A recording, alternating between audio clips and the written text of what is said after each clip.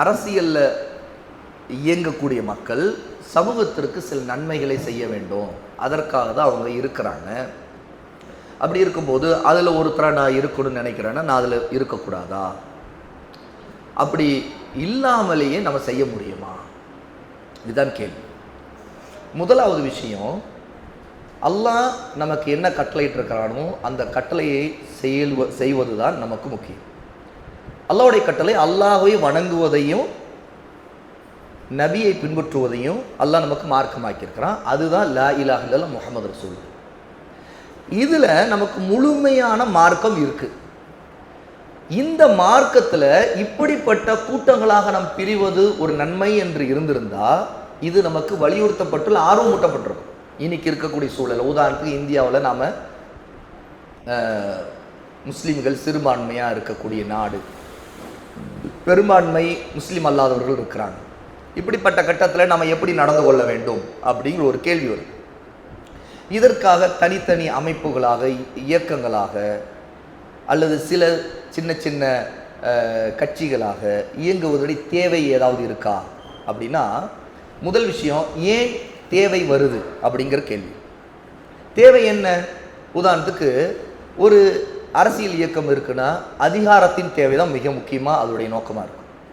ஏன்னா அதனால தான் தேர்தலில் பங்களிப்பது, வாக்கு கேட்பது, இதெல்லாம் தேவையாக வருது. ஏன்னா அதிகாரத்திற்காக தான் நான் கேட்க வேண்டிய தேவை வருது. சரி, இப்போ அதிகாரம் எதற்காக தேவைப்படுது? அப்படிதான் அந்த அதிகாரம் தேவையின் இடம் முஸ்லீம்களுக்கும் முஸ்லீம் அல்லாத எல்லாருக்குமே ஒரு சில நன்மைகளை செய்வது தான் நோக்கம் அப்படின்னா, அப்போ அதற்காக ஒரு அரசியல் கட்சி தேர்தலை பங்களித்து வாக்கு கேட்டு ஒரு அதிகாரத்தை கைப்பற்றி சட்டமன்றத்திலோ அல்லது பாராளுமன்றத்திலோ போய் உட்கார்றாங்கன்னு வைங்க. சரி, இந்த இடத்துல இருந்து ஒரு கேள்வி, நோக்கம் அது நிறைவேற்றப்படுமாங்கிறது. நோக்கம் நிறைவேற்றப்படுவது எந்த புள்ளியில்? முதல்ல நோக்கம் என்னென்னு தேவைப்படுது. நோக்கம் அதிகாரம். சரி, அதிகாரத்துக்கு என்ன நோக்கம் அப்படின்னு கேள்வி வருதுல்ல. இல்லை, முஸ்லீம்களுடைய முன்னேற்றம் இங்கே முக்கியம், முஸ்லீமுடைய பாதுகாப்பு முக்கியம், இப்படி ஒரு ரெண்டு நோக்கம் எடுத்துக்குவோம். ஏன்னா அதிகாரத்தை கொண்டு ரெண்டு நன்மை தான் இருக்க முடியும். ஒன்று, முஸ்லீம்கள் இருக்கின்ற நிலையிலிருந்து இன்னும் முன்னேறணும். முஸ்லீம்கள் பொருளாதாரத்தில் பின்தங்கி இருக்கிறாங்க, கல்வியில் பின்தங்கி இருக்கிறாங்க, இப்படிப்பட்ட காரணங்கள் இருக்குது இல்லையா? அப்போது இது அவங்க முன்னேற்றத்துக்கு காரணமாக இருக்குது. இதில் அவங்க கல்வியில் முன்னேறுவதற்கும் பொருளாதாரத்தில் முன்னேறுவதற்கும் வழியாக இந்த அதிகாரம் பயன்படும் அப்படி இருந்திருந்தால் அது நிறைவேறுமா அப்படிங்கிற கேள்வி வருதுல்ல. இப்போ ஒருத்தர் வியாபாரம் செய்ய போகிறாரு, எந்த இடத்துல பிஸ்னஸ் நடக்கும் அப்படின்னு பார்ப்பார். அப்புறம் ஒரு முடிவெடுத்து இந்த இடத்துல கடை வைப்போன்னு வைக்கிறாரு. ஒரு குறிப்பிட்ட காலத்துக்கு பிறகு அந்த கடையுடைய போக்கு, அங்கே பிஸ்னஸுடைய போக்கு என்னன்னு அவருக்கு ஓரளவால் புரிய முடியும். இது வளருமா இல்லை ரொம்ப தேயுமா அல்லது முழுக்க முழுக்க நஷ்டத்திலே போய் முடியுமா? இப்போது அதிகாரத்திற்கு ரெண்டு நோக்கம் சொன்னேன்னா, முதலாவது முன்னேற்றம். முன்னேற்றங்கிறதா யதார்த்தமாக வாழ்வியல் முன்னேற்றத்தை தானே அதிகாரத்தின் மூலமாக ஒருத்தர் அடைய விரும்புகிறார். அப்போ தன்னுடைய மக்களின் வாழ்வியல் முன்னேற்றத்தை தான் அந்த அதிகாரத்தை தேடி போகிறவர் விரும்புகிறார். அப்படின்னா அந்த வாழ்வியல் முன்னேற்றம் முஸ்லீம்களுடைய பொருளாதாரமும் கல்வியும் அல்ல பதவி இதுவாக இருக்கும். சரியா? அப்போ அதை அடைய முடியுமா? முடிகிற வாய்ப்பு சாத்தியம் இருக்கான்னு பார்க்கணுமா இல்லையா? அந்த சாத்தியம் உண்மையில் அதிகாரத்தில் அடைந்த முஸ்லீம்களை கொண்டு, அதிகாரத்திற்கு போனவர்களை கொண்டு முஸ்லீம்கள் அடைந்தார்களா என்பதும் அடையவில்லை என்பதும் ஒரு வெளிப்படையான உண்மை. முஸ்லீம்களை ஏற்றுக்கொள்வாங்க, உண்மையில நம்ம அடைய முடியல அப்படின்னு. சரி, அடைய முடியுமா அப்படின்னா கொஞ்சம் சிந்திச்சு பார்த்தா முடியாதுங்கிற உண்மைதான் பெரியதா இருக்கு.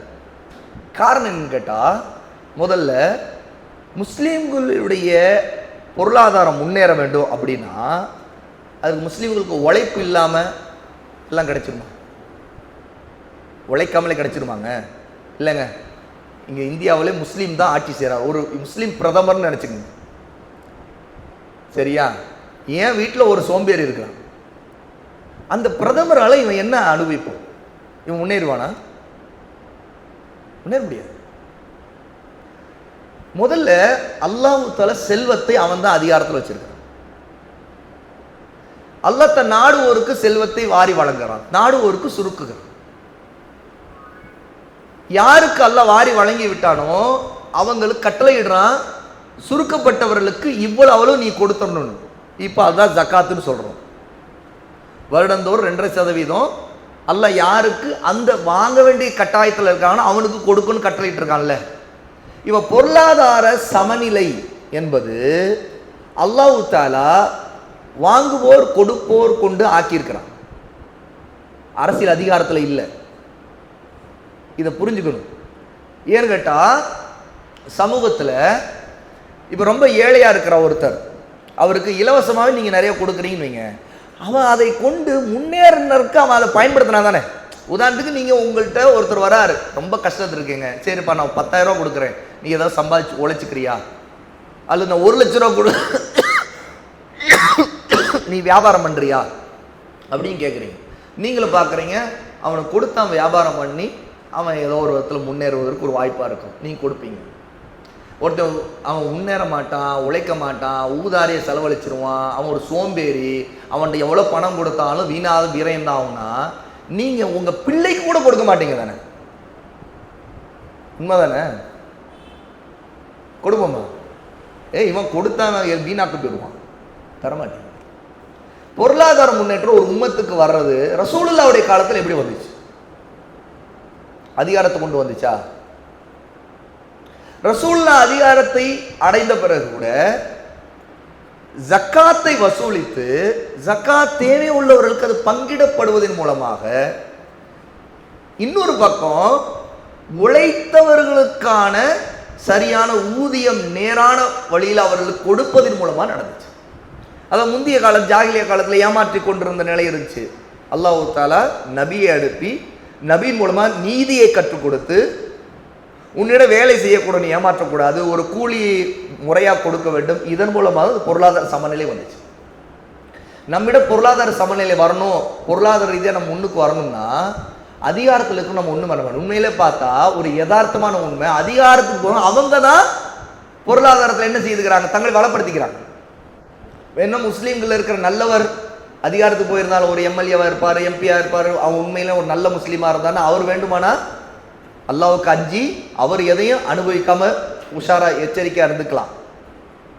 ஆனால் அவர் போனதுனால முஸ்லீமுடைய பொருளாதார முன்னேற்றம் வந்துடும்னா சாத்தியம் இல்லை, ஒன்றும் இல்லை. முஸ்லீம்கள் இங்கே மிகப்பெரிய அதிகாரத்துக்கு போனால் கூட நம்முடைய வக்ஃபு சொத்துக்களை கூட மீட்க முடியாது. வக்ஃபு சொத்துக்களுடைய வரலாறை நீங்கள் கவனித்தா இன்னைக்கு அந்த வரலாறு அதை பழையபடி அந்த உரிமையை நம்ம அடையணும் அப்படின்னா முஸ்லிம் பிரதமரே ஆட்சி அதிகாரத்தில் இருந்தால் கூட வக்ஃபு சொத்துக்களை மீட்க முடியாது. ஏன்? இது அல்லாஹ்வுடைய தண்டனை. ஏன்னா முஸ்லீம்கள் தான் அந்த வக்ஃபு சொத்துக்களை வச்சுக்கிட்டு இருக்கிறாங்க, நீங்க அவங்கள்ட்ட இருந்து மீட்கிறது கஷ்டம். முஸ்லீம்கள்ட்ட தான் அது இருக்குது. முஸ்லீம்கள் திண்டுட்டாங்க அல்லது வித்துட்டாங்க. எப்ப வேணா வரலாம் தெரியுமா? இன்னொரு ஆட்சியாளர், முஸ்லீம் ஆட்சியாளர், வேறு ஒரு தேசத்துக்காரர் இந்த தேசத்தில் படையெடுத்து முழுக்க தேசத்தை தன் கட்டுப்பாட்டில் எடுத்து அப்ப தேசத்தை தன்னுடைய அதிகாரத்தின் கீழ் சொந்தமாக்கி முஸ்லீம்களிலேயும் யார் யார் மோசடிக்காரோ அவர்களெல்லாம் தண்டனை கொடுத்து அத்தனையும் பறிச்சா மட்டும்தான் நடக்கும். நீங்க எந்த நீதிமன்றத்துக்கு போனாலும் கிடைக்காது, மீட்க முடியாது, ஒண்ணுமில்லை. இதே தமிழ்நாட்டில் கொஞ்சம் அங்கங்க இருக்க வக்ஃபு சொத்துக்களை மீட்பதற்கு எவ்வளோ இருக்குது. ஆனால் கொஞ்சம் மீட்பதற்கு போராடிய வக்ஃபுல அந்த பொறுப்பில் இருந்தவங்கள்ட்ட கதையை கேட்டிங்கன்னா அவங்க ஒரு பெரிய கதை சொல்லுவாங்க. அதை கூட மீட்க முடியாது. நீங்கள் எங்கே உங்களுடைய பொருளாதாரத்தை முன்னேற்றம் செய்யணும் அதிகாரத்தை கொண்டு? ரெண்டாவது கல்வி. கல்விங்கிறது என்ன? தனி மனிதருடைய உழைப்பால் கொண்டு வரக்கூடிய, அவருடைய முயற்சியால் கிடைக்கக்கூடிய, அவருடைய உண்மையான தேடலுக்கு கிடைக்கக்கூடிய ஒரு வெகுமதி.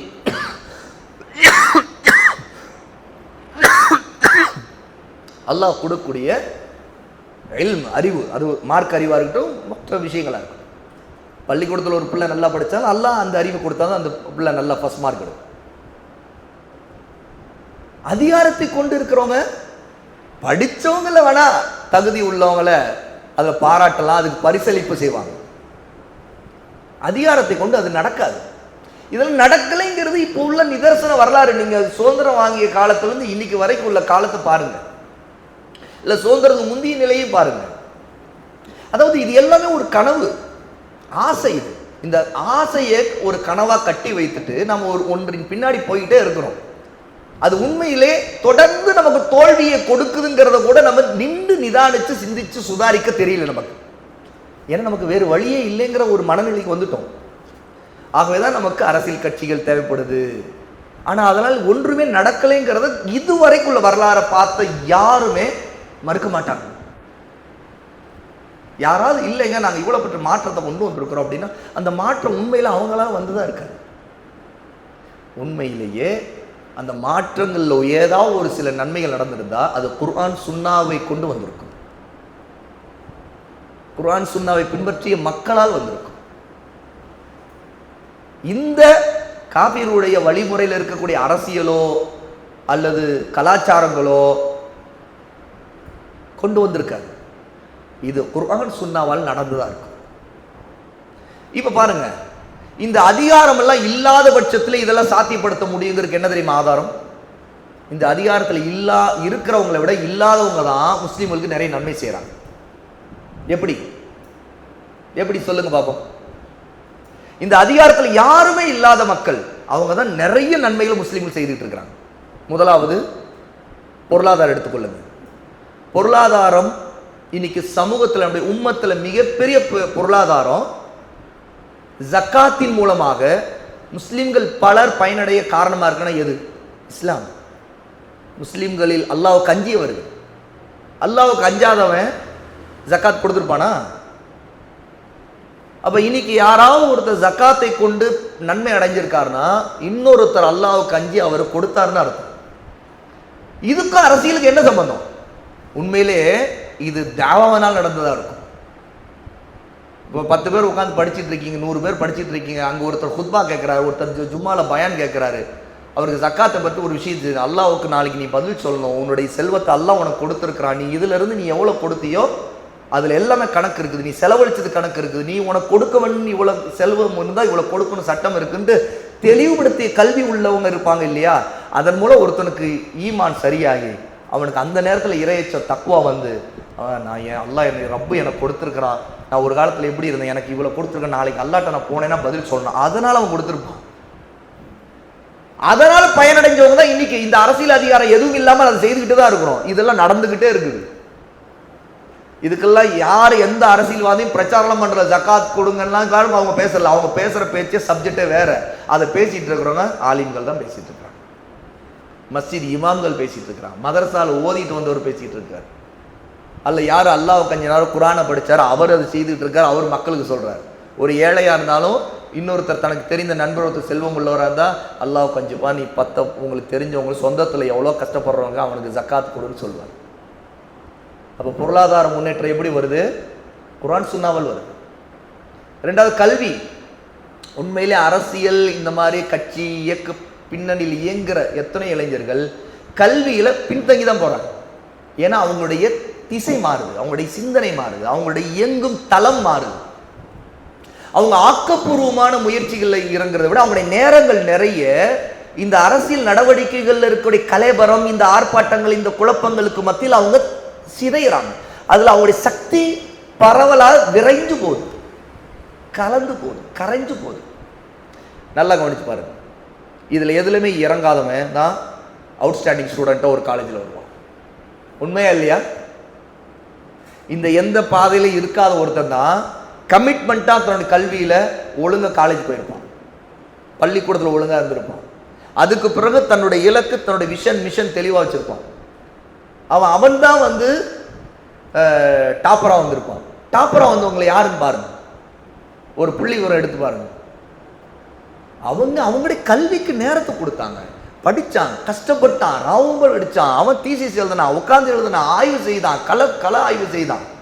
அவன் டிகிரி பண்ணா, அடுத்து எம்பில் பண்ணா, பிஹெச்டி பண்ணா, அடுத்து மேலே போயிட்டு இருக்கான்னா இதுல எல்லாம் கலைபரத்தில் இருக்கான அவன் இருக்க மாட்டான். அவனை நீங்க பார்க்கவே முடியாது.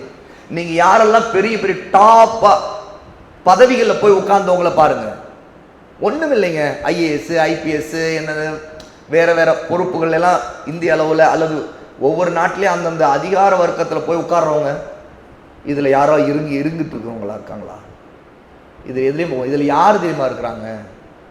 கல்வி இல்லாதவங்க அல்லது ஏதோ சமூகத்துக்கு நன்மை செய்ய நல்ல உள்ள இருப்பாங்க, உள்ளம் நல்லா இருக்கும், ஆனால் அவங்களுடைய சக்தி எல்லாம் இப்படி செலவாயிருக்கும்.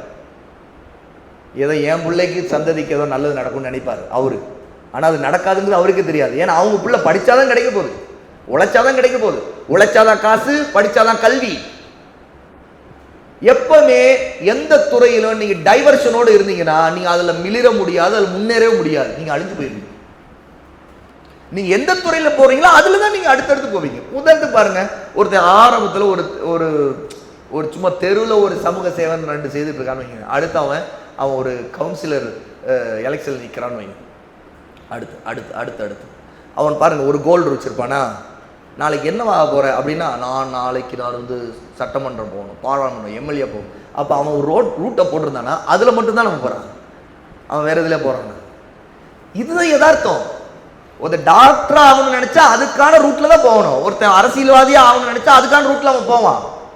ஒருத்தன் வக்கீல் ஆகணும்னு நினச்சா அதுக்கான ரூட் எடுத்துகிட்டு போவான். ஒருத்தன் ஆலிம் ஆகணும்னு நினச்சா அதுக்கான ரூட்டே வேற. இந்த ரூட்லேயே சம்மந்தம் இல்லாத ரூட் அது. அது மறுமையின் கல்வி, அதுக்கேற்ற ஒரு ரூட் எடுத்துட்டு போகணும். அதுக்கு இஹ்லாஸ் தேவை, அதுக்கு கமிட்மெண்ட் தேவை. ஒரு குரானை மனப்பாடம் செய்கிறாரு அப்படின்னு முடிவு பண்ணுறாருன்னு வைங்க, இந்த கலைவரத்தில் உட்காந்துட்டு அது ஓடு, இது ஓடு, இது செய், அது செய், எல்லாத்துலேயும் கால்வை, எல்லாத்துலேயும் தலைநூல், எல்லாத்துலேயும் செய், மாஸ்டர் ஆஃப் ஆல் சப்ஜெக்ட்ஸ் இருந்துட்டு ஒருத்தர் ஹாஃபிஸ் ஆயிடுவார். மாஸ்டர் ஆஃப் ஆல் சப்ஜெக்ட்ஸ் அப்படின்னு என்ன, எல்லா பித்னாவிலையும் அவன் இருப்பான்னு அர்த்தம். அவன் இங்கே ஹாஃபிஸ் ஆகுது இல்லை. முதல்ல ஒரு சாதாரண மூளை உள்ளவங்க கூட கொஞ்சம் யோசிச்சு பார்த்தா, ஆமாண்ணே நம்ம எதை நோக்கி போகணுமோ அதில் மட்டும்தான் கவனம் செலுத்தணும், நம்ம அதில் இதில் எல்லாத்துலையும் கால் வச்சா நம்ம எப்படி உருப்படுவோம்னு தெரிஞ்சுக்குவானா இல்லையா? இன்னைக்கு சமூகம் நம்முடைய நிலைமை இதுதான். நம்முடைய நிலைமை என்னன்னு கேட்டால், சமூகத்தை அரசியல் மயப்படுத்தி இளைஞருடைய சக்தி எல்லாம் வீணாக்கப்படுது, முன்னேற்றம் வராது. இன்னைக்கு பாருங்க, இப்போ நாம சுதந்திரத்துக்கு பிறகு 2 காலகட்டம் இருக்குது நமக்கு. நம்முடைய சுதந்திரத்துக்கு பிந்திய காலகட்டத்தில் தமிழ்நாட்டை மட்டும் வச்சு சொல்கிற 2 காலகட்டம். முதல் காலகட்டம் பிஃபோர் 80s, ரெண்டாவது காலகட்டம் ஆஃப்டர் 80s. பிஃபோர் 80s தமிழ்நாட்டில் அரசியல் கட்சிகள், அமைப்புகள் இதெல்லாம் நிறைய எதுவும் இல்லாத காலம். ஆஃப்டர் 80s, அதில் குறிப்பாக 90s அப்படிங்கிறது நிறைய இயக்கங்கள், அமைப்புகள் வளர்ந்த காலகட்டம். அதுவும் 2000க்கு பிறகு இந்த இயக்கங்கள், அமைப்புகள் நிறைய அரசியலில் இறங்கிய காலகட்டம். இந்த 2 காலகட்டத்தை நீங்கள் கவனித்து பார்த்தீங்கன்னா உங்களுக்கு தெரியும். முதல் பிஃபோர் 80s காலகட்டம் இருக்குல்ல, அந்த காலகட்டத்தில் பள்ளிக்கூட படிப்பு, கல்லூரி படிப்புன்னு கொஞ்சம் கவனம் செலுத்தி இருப்பாங்க இல்லையா? அவங்க அடுத்த ஆஃப்டர் 80sல ஏதாவது அரசாங்க வேலை, ஏதாவது ஒரு ப்ரொஃபஷன், ஒரு இன்ஜினியர் அல்லது டாக்டர், எதுலையாவது ஒரு துறையில் வந்திருப்பார். ஒன்றுமில்லை, நீங்கள் நான் குறிப்பாக 80s 90s கிட்ஸை வச்சு சொல்கிறேன் நான், அல்லது சிலர் நீங்கள் 2000 கிட்ஸாக கூட இருப்பீங்க. இப்போது 80s 90s கிட்ஸாக இருக்கிற எங்களுக்கு ஊசி போட்ட முஸ்லீம் டாக்டர் யாராக இருப்பார்? பிஃபோர் 80sல அவர் ஒழுங்காக படித்தவராக இருப்பார். உண்மையா? சரி, நமக்கு வீடு கட்டின ஒரு முஸ்லீமாக இருந்தால் யார் இருப்பார்? அவர் ஏதோ ஒரு இன்ஜினியராக, ஏதோ ஒரு துறையில் வந்திருக்கிறவராக இருப்பார், அல்லது வியாபாரத்துறையில் மிளிர்ந்தவங்களாக இருப்பாங்க. இந்த காலகட்டத்தில் இருந்த ஒரு நன்மை என்னன்னு கேட்டால், பொதுவாக முஸ்லீம்கள் வறுமையில் இருந்ததுனால நிறைய வெளிநாடுகளுக்கு போய் சம்பாதிக்க வேண்டிய கட்டாயத்துக்கு ஆளாகி போனாங்க, நிறைய இருந்தாங்க, இன்றைக்கி இருக்கிறாங்க. அதில் எந்த மாற்றமும் இல்லை, சரியா? ஆனால் முஸ்லீம் சமூகத்துக்குள்ளே இருக்கிற சண்டைகள் இருக்குல்ல, அது அவ்வளோ இல்லை. நமக்குள்ள மோதல்கள் அவ்வளோ இல்லவே இல்லை. குறிப்பாக அரசியலின் பேராளர்கள் மோதல் நமக்கு இல்லவே இல்லை.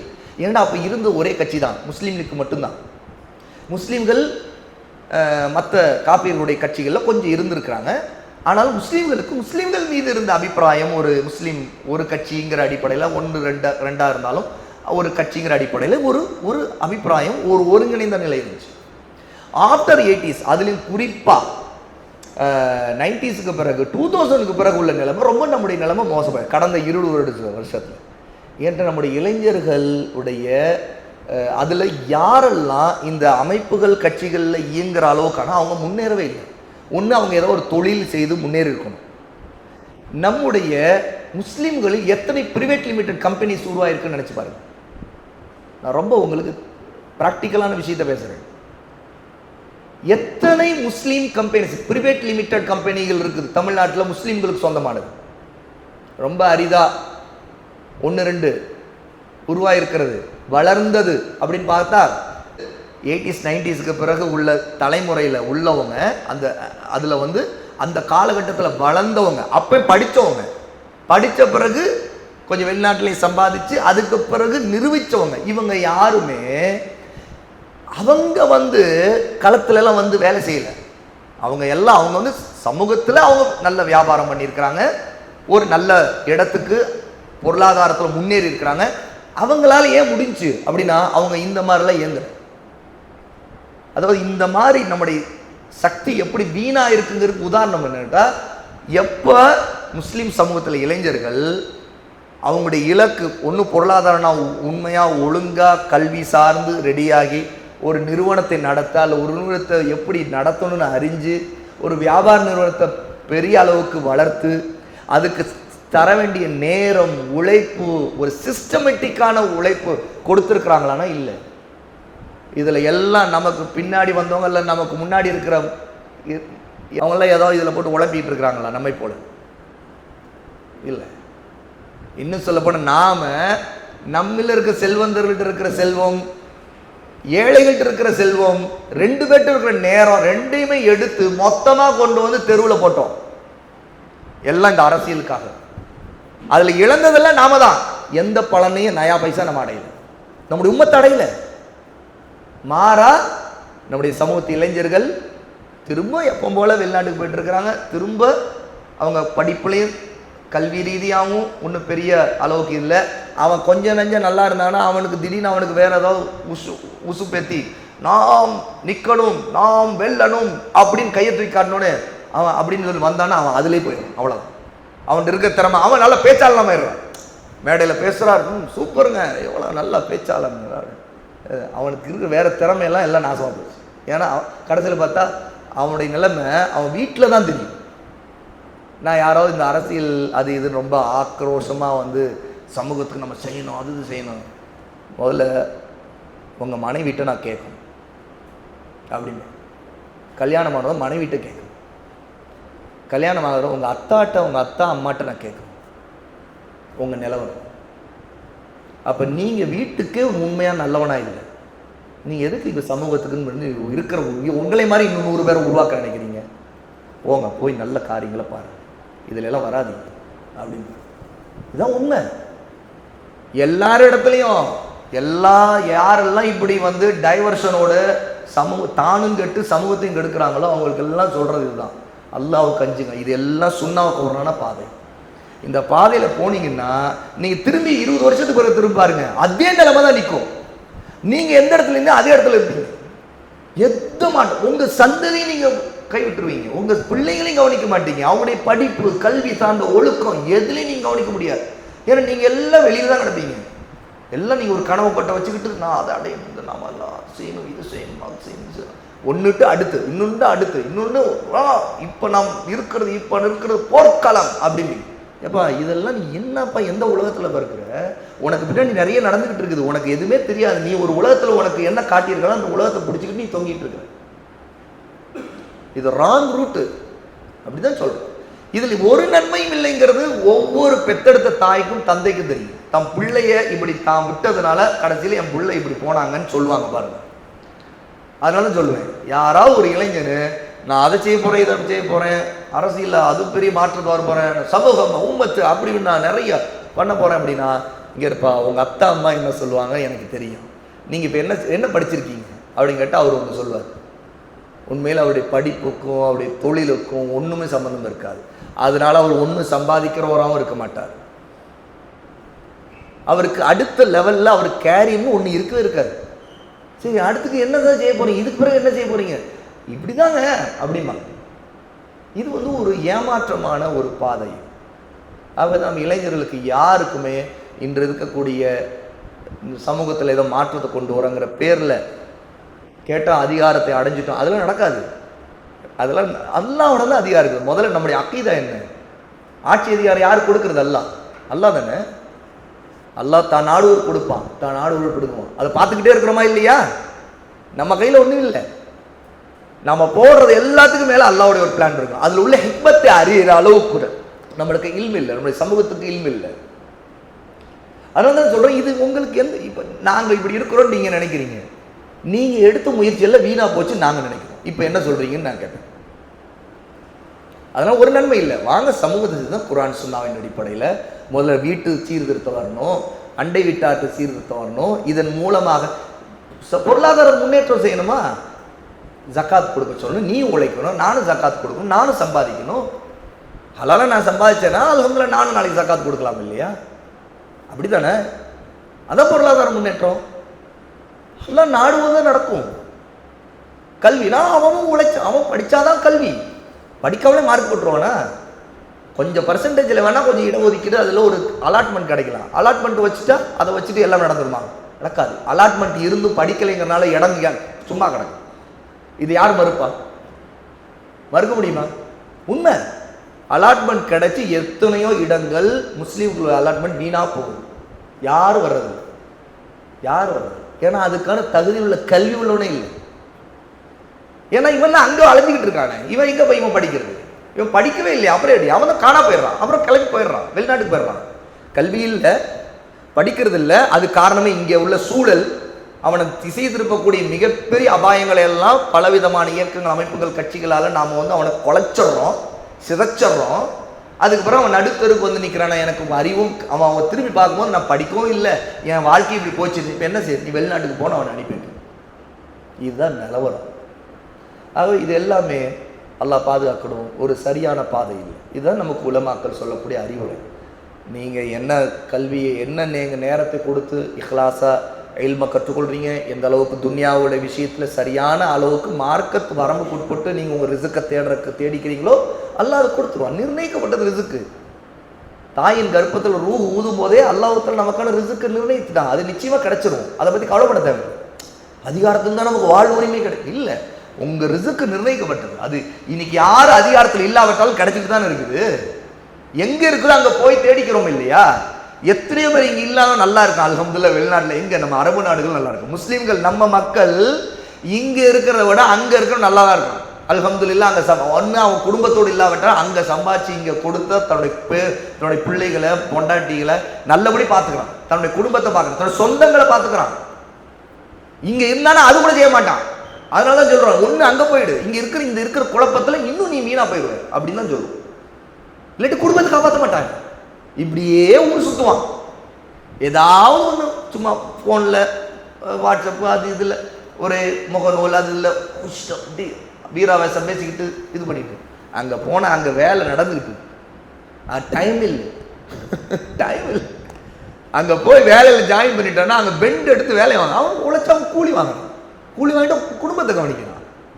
இங்கே வெட்டியாக உட்காந்துக்கிட்டு ஃபோனில் நோண்டிக்கிட்டு எல்லாம் சும்மா வீரவாசம் பேசி அரசியல் பேசிக்கிட்டு அது இது இருக்கிற எல்லா ஃபித்னாவையும் பேசிக்கிட்டு ஒரு சினிமா படம் வச்சுனா இந்த படம் எப்படி இருக்குது தெரியுமா, சினிமா பார்த்துட்டு அங்கே ஒருத்தன் கஷ்டப்பட்டு இருக்கான், அவன் சினிமா பார்த்துட்டு இருக்கான், அவங்க ரிவ்யூ போட்டுட்டு இருக்கானா.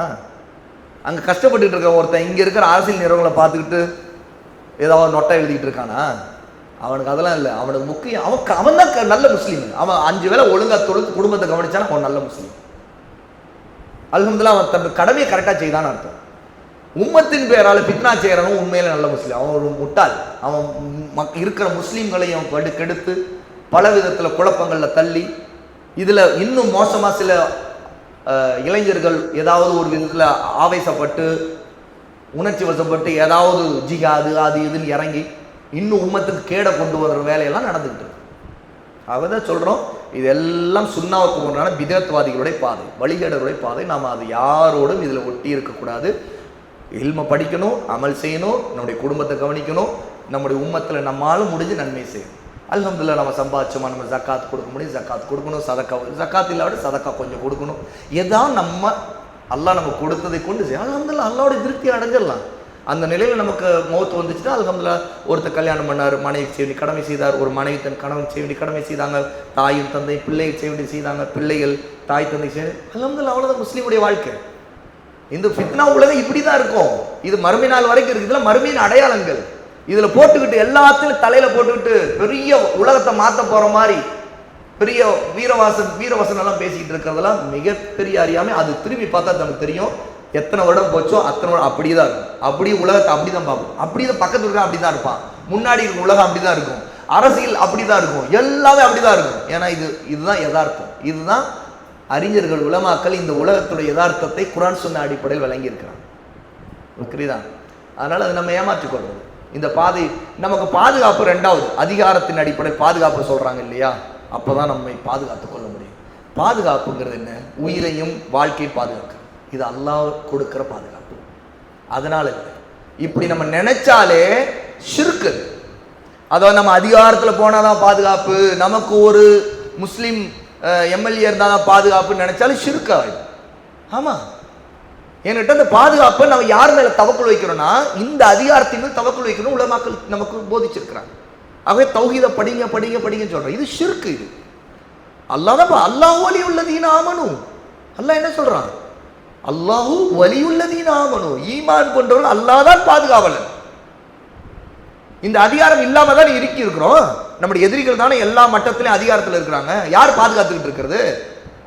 இன்னைக்கு மதிய ரிசுக்கு அல்லாஹ் நமக்கு கொடுத்தான், சாப்பிட்டோம், அடுத்த வேலை தொழுக போறோம். இதெல்லாம் எப்படி நடக்குது? ஹயாத் இருக்குது. இந்த பாதுகாப்புலாம் அல்லாஹ் தான் கொடுக்குறான். அல்லாஹ் யாரை சோதிக்கிறான்னு சோதிச்சிருவான். யாரை பாதுகாக்கிறான் அல்லாஹ் நிச்சயமா பாதுகாப்பான். அப்போ இந்த அதிகாரத்துக்கு போனாதான், நமக்கு ஒரு கட்சி இருந்தாதான், நமக்கு ஒரு அமைப்புக்குள்ள இருந்தாதான் பாதுகாப்பு அப்படிங்கிறது நம்முடைய தவக்குலுக்கு ஆட்டம் காண வைக்கக்கூடிய மிக மோசமான சிந்தனை. இந்த சிந்தனை தான் இன்னைக்கு நம்ம முஸ்லீம் சமூகத்தில் கொண்டு வந்தோம். இது ஒரு மிக தவறான கொள்கை. ஏன்னா தவக்குல் எது மேல சாயுது? பொறுப்பு சாட்டுறது அதிகாரம், கட்சி, அமைப்பு, அது மேல சாயுது. நாம எந்த அளவுக்கு கேட்டா, நாம இந்த உலகத்தில் யாரும் மீது தவக்குல் வைக்கக்கூடாது. தவக்குல் அல்லாஹ் மேலதான் வைக்கணும். ஏன்? ஒரு மனைவியா இருந்தா கூட தன் கணவர் மீது தவக்குல் வைக்கக்கூடாது. என் ரப்பு அல்லாஹ் தான் அந்த பெண்ணு சொல்வான். எனக்கு அதிகாரி அவருக்கு நான் கீழ்ப்படிய வேண்டும். அவர் எனக்கு செய்ய வேண்டிய கடமை அவர் செய்வார், அவருக்கு செய்ய வேண்டிய கடமை. இப்படித்தான் கணவன் மனைவிக்கு உறவே கூட. தவக்குல் எப்படி வைக்கிறோம்? வீட்டை விட்டு வெளியேறும்போது பிஸ்மில்லாஹி தவக்குல் து அலல்லாஹ். எங்கேயாவது தவக்குல் அந்த எம்எல்ஏ மேல, அந்த அதிகாரத்து மேல, நான் ஆட்சிக்கு அதிகாரம் அது மேல தவக்குல் வைக்கிறோமா? தவக்குல் து அலல்லாஹ், அல்லாஹ் மீது தவக்குல் வைக்கிறேன். பிஸ்மில்லா, அல்லாஹ்வின் பெயரை கொண்டு. லா ஹவ்ல வலா குவத்த இல்லா பில்லாஹ். பாவத்தை விட்டு, தீமை விட்டு தப்பிப்பதாக இருந்தாலும் சரி, நன்மையை செய்வதற்கு சக்தி பெறுவதாக இருந்தாலும் சரி, அல்லாஹ்வை கொண்டே தவிர வேறு இல்லை. இதுதான் தௌஹீத். இந்த தௌஹீதை, இந்த லா ஹவ்ல வலா குவத்த இல்லா பில்லாஹ் ஒருத்தர் விளங்கி இருந்தாலே இந்த எல்லா கழிவுகள்ல இருந்து வெளியேறி. இது எல்லா வழிகேடுகள் கழிவுகள், இந்த சிந்தனைகள். பாருங்க, நம்முடைய தௌஹீத் ஆட்டங்கன வச்ச ஒரு நிலையத்தான் இன்னைக்கு நம்ம கொண்டு வந்திருக்கோம். முஸ்லீம்களுடைய தௌஹீத் ஆட்டம் என்றுச்சு, தவக்குல் ஆட்டம் என்றுச்சு. ஏன்னா அவங்களுக்கு நம்ம இது செய்தாதான் நம்ம காப்பாற்றுவாங்க, இது செய்தா இது நடந்துரும், இது செய்தா அது நடந்துரும். நம்ம எல்லாரும் சேர்ந்து ஓட்டுவட்டா நமக்கு யார் நமக்கு அதிகாரத்தில் நாம தான் முடிவு பண்ணுவோம். என்னென்ன வீரவாசம் பேசினாங்க மேடையில் பார்த்தீங்களா இல்லையா? அதுக்கு என்னென்ன காம்ப்ரமைஸ், என்னென்ன சமாதானம் முஸ்லீம் வேட்பாளர்கள் பார்த்தீங்களா இல்லையா? இது அல்லாஹ் பாதுகாக்கணும், அந்த மக்களை எல்லாம் மன்னிக்கணும். எவ்வளவு பெரிய வழிகேடு பாருங்க. அல்லாஹ் மரண அடியை கொடுத்து தான் நமக்கு மண்டையில உருக்கி வைக்கிறேன். நான் தான் அதிகாரம் கொடுக்குறேன், நான் தான் அதிகாரம் கொடுக்குறேன். நான் யாரை ஆட்சி நிற்கிறேன், நான் வந்து இதுக்கு பின்னாடி அந்த சூழ்ச்சி இருக்கும். எந்த சூழ்ச்சியா இருந்தால் அல்லாஹ்வுடைய சூழ்ச்சிக்கு மேல ஒண்ணுமே நீ செய்ய முடியல. நீ எதுக்கு அல்லாஹ் அல்லாதவங்க மேலே நீ தவக்குல் வைக்கிற? உனக்கு புரிய வேண்டாமா? நீ ஒரு அல்லாஹ்வின் வேதத்தை கையில் வச்சிருக்க, நீ படித்து பார்க்கலையா? நபியுடைய வார்த்தையை நீ கவனிக்கலையா? இது ரொம்ப கவலைக்கூடிய நிலை இது சகோதர சகோதரிகளே. இது கவலைக்குரிய நிலை இது. இதில் நாம கொஞ்சம் நிதானிச்சு பார்த்தா, யோசிச்சு பார்த்தா தெரியும். நீங்க படிச்ச இல்மை கொண்டு சிந்திச்சு பாருங்க. நீங்க ஒவ்வொருத்தரும் உங்களுக்கு கொடுத்துருக்கிற ஈமானை கொண்டு சிந்திச்சு பாருங்க. நிறைய பயான் தேவையில்லை. ஈமான்ல ஒரு புள்ளியில பட்டுன்னு வெளிச்சம் கிடைச்சிடும், ஒரே ஒரு புள்ளியில வெளிச்சம் கிடைச்சிடும். அதானே நம்ம ஏன் இப்படிலாம் கிடக்கிறோம்? ஏன் இப்படிலாம் உழந்துக்கிட்டு இருக்கிறோம்? ஏன் இப்படிலாம் எவனையும் நாம ஏன் பேசிக்கிட்டு இருக்கிறோம்? எவனுக்கும் நம்முடைய சக்தி ஏன் இவ்வளவு சீரழிக்கணும்? ஏன் இப்படி வீணடிக்கணும்? கேட்டால் நம்ம அது இதுன்னு ஏன் நியாயப்படுத்திக்கிட்டு இருக்கிறோம்? பாருங்க, முஸ்லீம் இளைஞர்களுடைய திறமைகள், சக்திகள் எவ்வளவு வீணா போகுது. நான் பார்க்குறேன், சுப்ஹான் அல்லாஹ், எவ்வளோ நல்ல இளைஞர்கள், ஆற்றல், அல்லாஹ் அவங்களுக்கு பேச்சாற்றல், சிந்திக்கிற ஆற்றல், வாதம் செய்கிற ஆற்றல். உலகத்தை வந்து பார்க்குறதுல நுணுக்கமாக பல விஷயங்கள் ஆராயக்கூடிய ஆற்றல் எவ்வளோ இருக்குது. ஆனால் பிரச்சனை என்னன்னா ஒவ்வொருத்தட்டும் ஏதாவது ஒரு நோயில் போய் மாட்டிக்கிறான். குறிப்பாக இந்த அரசியல் பிரச்சனை. திறமை இருக்குது, அவன் வேற ஒரு துறையில் போனால் அவன் அந்த துறையில் பெரிய ஸ்கில் உள்ளவனை மாதிரி இருப்பான். ஆனால் அவனை கொண்டு வந்து இழுத்து விட்டு அவன் இதுலேயே உட்காந்து வீடியோ போட்டுக்கிட்டு இருக்கான். அது இது பாவலா காட்டிட்டு உட்காந்துட்டு. ஏன்னா அவனுக்கு இருக்கிற திறமையை அவனே அறிய விடாமல் செய்ததுதான் நாம் செய்யக்கூடிய மிகப்பெரிய மன்னிக்கவே முடியாத ஒரு பெரிய தப்பு. நம்ம புள்ள ஒருத்தன் அப்படி இருக்கிறான்னு நமக்கு என்ன தோணும்? இப்போ நினைச்சு பாருங்க, என் சகோதரர்கள் எத்தனை பேர் அப்படி இருக்கிறாங்க தெரியுமா? அல்லாஹ் அவங்களுக்கு கொடுத்த ஆற்றல் வீணாக போயிட்டு இருக்கு. குறிப்பாக இந்த அரசியலில் இருக்கக்கூடிய இயங்கக்கூடிய பொறுப்பில் இருக்கக்கூடிய எனக்கு நல்லா தெரிஞ்ச சில சகோதரர்கள் அவங்களுடைய ஆற்றல் அவங்களுடைய திறமை எல்லாம் வீணாக போயிட்டு. ஏன்னா அவங்களுக்கு ஒரு கனவு கோட்டையை அவங்க இயக்கம் கட்சி அமைப்பு காட்டி வச்சுட்டு உட்காந்து கூப்பிட்டு உட்காந்து மண்டைய மூளையை கழுவி விடுறாங்க. அவங்களுக்கு அந்த நேரத்தில் அது இதுதானே சரி, நம்ம இதுக்காக செய்கிறோம், நம்ம நல்லது, அல்லாட்ட கூலி கிடைக்கும் கேட்டால் அல்லாட்ட கூலி இஹ்லாஸ்.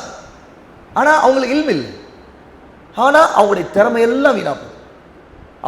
அவங்க எந்த துறையிலுமே வெளியிட மாட்டாங்க. கடைசி வரைக்கும் இன்னும் 50 வருஷத்துக்கு வரை பார்த்தாலும் அவங்க அதே இடத்துல இருப்பாங்க.